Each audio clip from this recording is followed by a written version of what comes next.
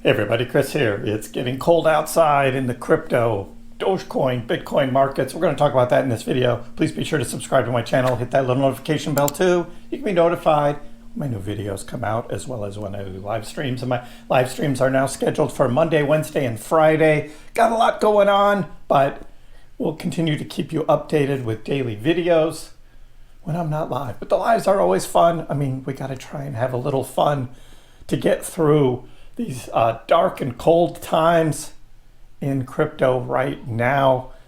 And I've got a little message at the end of this video about just that. But let's get into it. Let me show you the charts and the news. I'll show you what I'm looking at. And we start here with the current Dogecoin chart, and we are down at 12.5 cents. That's right, 12.5 cents for Doge. We're back underneath the brown box. And when did this happen? Well, we were talking about that on yesterday's live stream as we had this Sunday night big pullback, and we got a big red circle around it.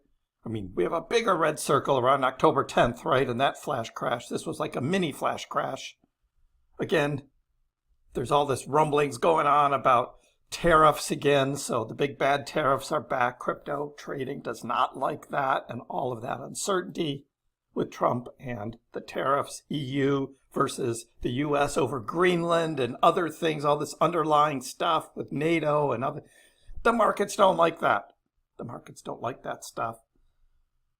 And after that pullback, and we did have Dogecoin drop almost to 12 cents, it did come back and it did touch back over 13 cents. And we were like, okay, this could be the sign of at least, coming back, maybe back up here to 13.7, like where we were on Sunday before the manipulated drop. Yeah, there was a little bit of fear. And of course, the market makers and exchanges took over, as we talked about, and took out a lot of leverage.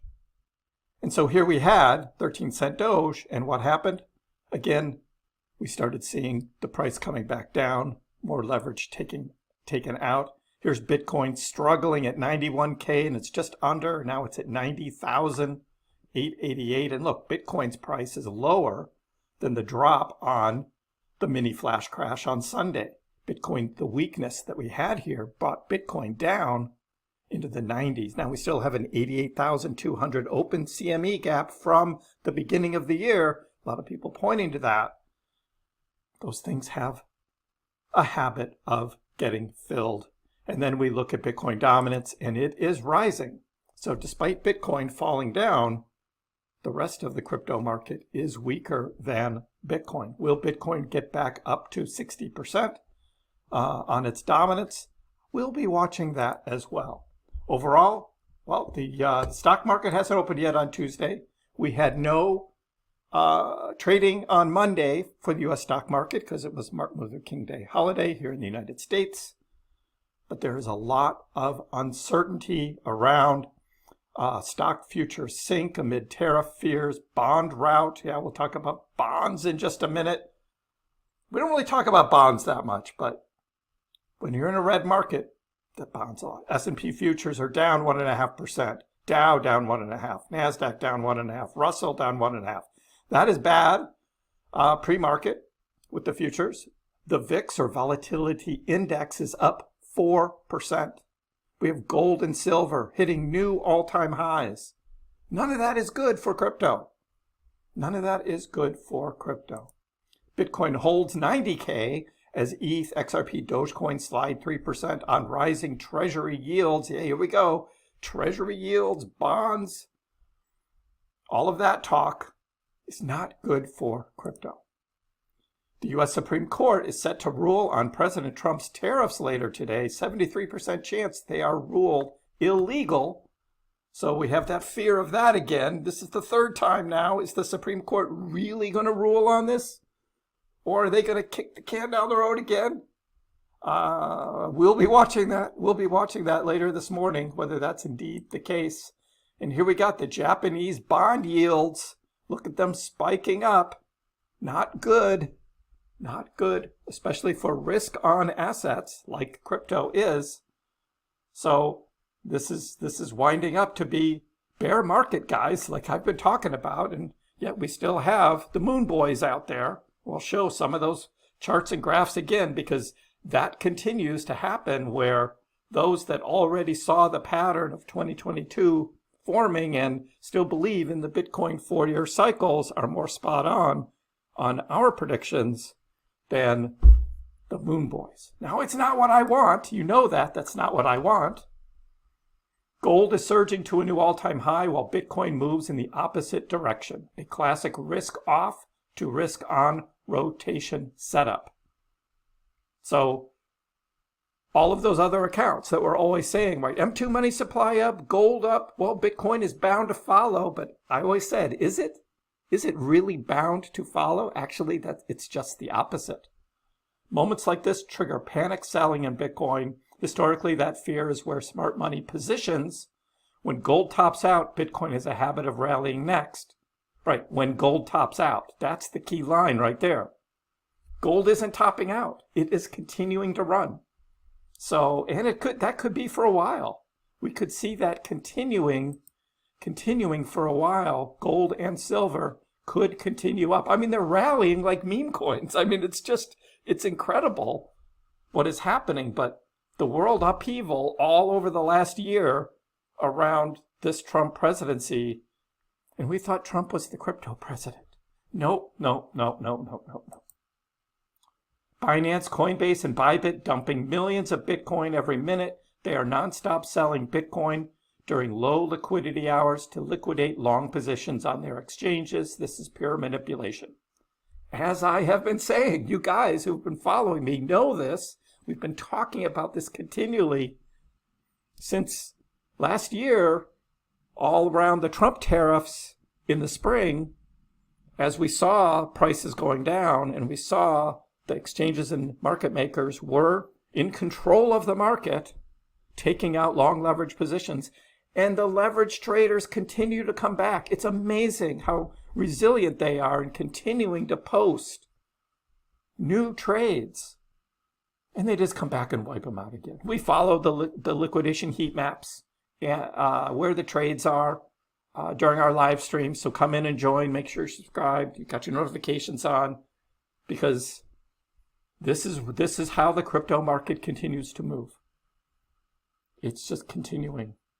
Bitcoin price action looks very similar to the crash in 2022. Macro doesn't look good either. Could see some more pain now in the short term. As Chris has been saying, this is what we got. It's not the market we want, but it's the market we got. Now, I don't know if we're going to have any of these huge crashes. Again, this one here on this chart was Luna, when Luna went under. But you know what happens? If Bitcoin starts to get down, and let's say it goes below 80K here, and gets into the 70s, there's going to be some panic. We're going to be getting near huge liquidation prices, and not liquidation prices from market makers, but liquidation prices for treasury companies. I mean, if this price gets down to what MicroStrategy's average is, which is, 70, 72K, somewhere in there, there's going to be a lot more fear in the market. And then there's going to be some capitulation in a number of these companies, which could snowball effect, just like what Luna, 3 Arrows Capital, and all of that downflow happened with all that, hitting Celsius and Voyager and BlockFi, eventually FTX. Like that was 2022. We could see some kind of repeat of that here in 2026. Now, it's not all bad, right? We got a lot of these guys saying, look, a massive head and shoulders pattern is forming, right?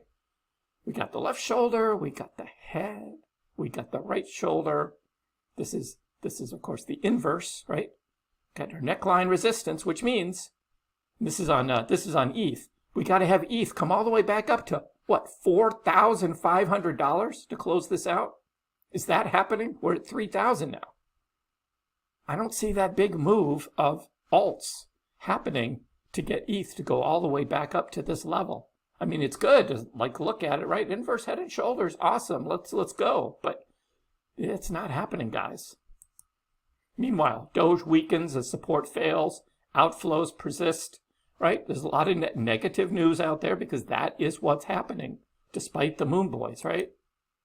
Fear and Greed Index, yeah, at the end of last week, we got all the way back up to 50. You remember that? 50, neutral, right? Market not deciding which way it's going to go. Remember we were talking about that last week? Well, we're back in fear. But we got, Trader Allen, bullish divergence, right? We got bullish divergence happening, right? Higher on the oversold zone, right? Higher RSI, lower price. But was it really a lower price? We did have that wick all the way down to 12.1. You didn't draw it that way there, Alan. We also got this one. Look at this. What if Dogecoin follows its previous moves? I mean, look at this. All the way up to $1. And it's like, wait, this is not what's happening. Now, we always have a chance with Dogecoin, right? We could always have some big catalyst, right? X money could probably get some kind of move in here. But what's the follow-on? What's that wick on this fractal? What is that? Looks like he grabbed it from early 2024. That's what he grabbed it from. And not only did he grab it from here, but he extended it up higher, right?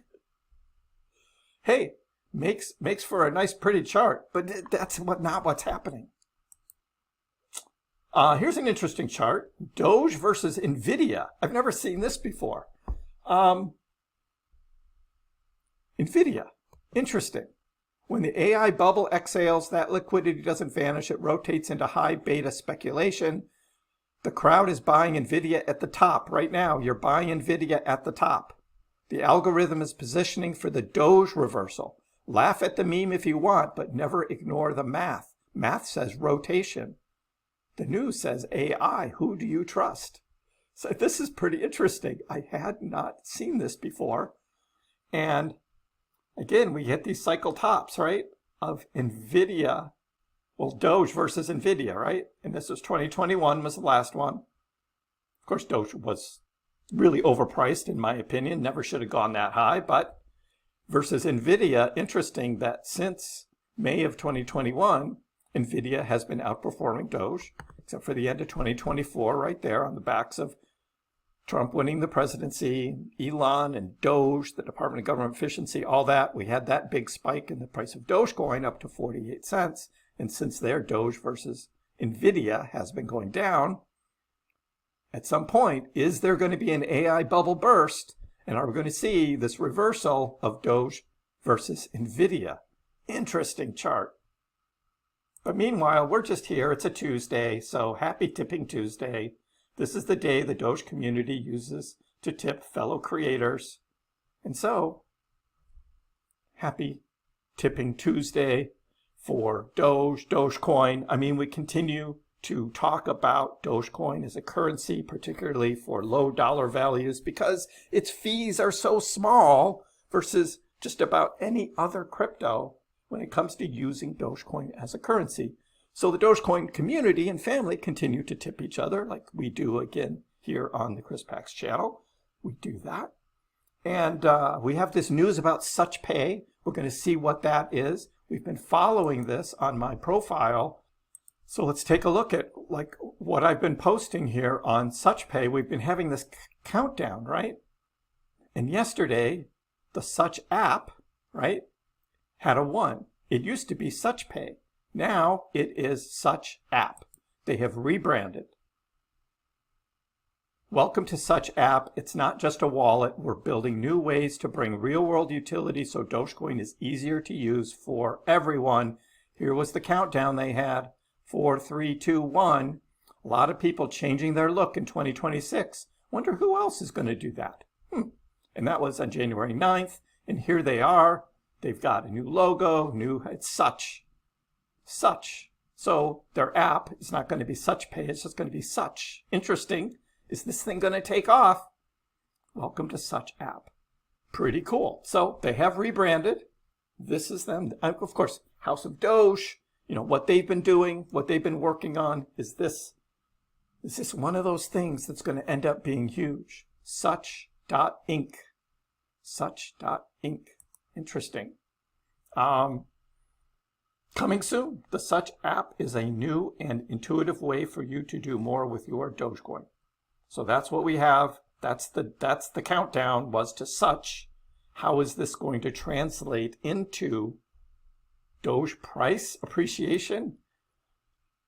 Paulo says we shouldn't be focused so much on the Dogecoin price. We should be continuing to use its utility and tipping and using it for payments, which is great for a Dogecoin dev to see that. but a lot of people want to focus on the price, and we're at 12.5 cents. So it's weakness in the market. Of course, there's much bigger things going on. Let me know in the comments below. What do you think about Dogecoin in this market, but with all of this stuff being built? Doge OS, we got Such here, we've got other things continuing to be built, and there's always that outlier of X money, X payments as well. So we stay involved. Let me know in the comments below. Give the video a like, and if you haven't already, please subscribe to my channel. I appreciate the support. We'll see you next time.